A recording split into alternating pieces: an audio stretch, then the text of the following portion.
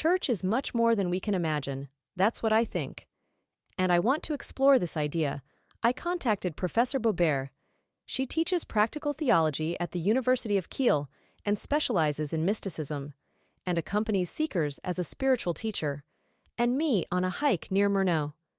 In their exercises for spirituality, or yes, that's how you have to put it. This mantra plays such a big role. And how do you find that for yourself? And how does that work? This is the most difficult question. I always compare the mantra to finding a life partner. And that has something to do with trying things out in sections. This mantra should then be repeated internally while breathing.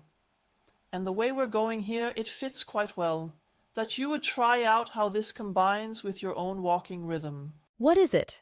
I don't know if it's that intimate, but what is your mantra? I chose an ancient phrase, Jesus Christ, Son of God, have mercy on me. And it is repeated over and over again. The goal is to stop thinking about the words at all. What do you get out of it? What does that do to you? That makes your mind very clear. So, of course, at the beginning I had difficulty recording this sentence. I realized how distractible I really am. Otherwise, I wouldn't have claimed that I write scientific texts. I'm concentrated, no. So, in the middle of people, attention shifts away from me so quickly. And of course it's annoying at first. A friend once told me, "Oh, now I've finally managed to say this mantra, Jesus prayer, even on the subway."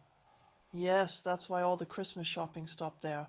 So these are such small initial losses. The search for spirituality and the search for faith, are they the same? Or is this just a modern term, spirituality? So from my point of view, faith is really about believing something that I don't experience myself to be true. And spirituality, I understand it as something that has to do with mystical experience. It's such fun to listen to this smart woman. Her vast knowledge makes her think so freely. And that in turn opens up things to me that I was never able to see through my own religious upbringing.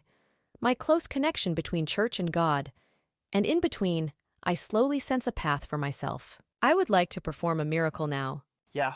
Yes! Not quite yet. Very nice. At the moment, I don't know where I can fit in with the Catholic Church. I always feel alone. I don't really feel like we have any common ground there.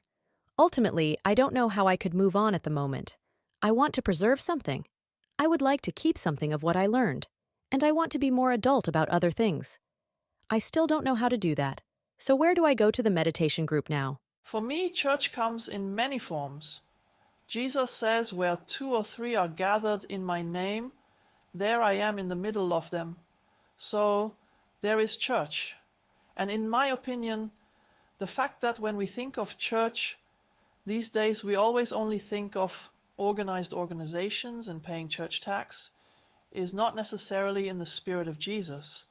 And so, there are many ways to live with or without church, in which you find your completely individual path with God and into silence, or just as support for mystical experiences. That means I have to try this out. Yes,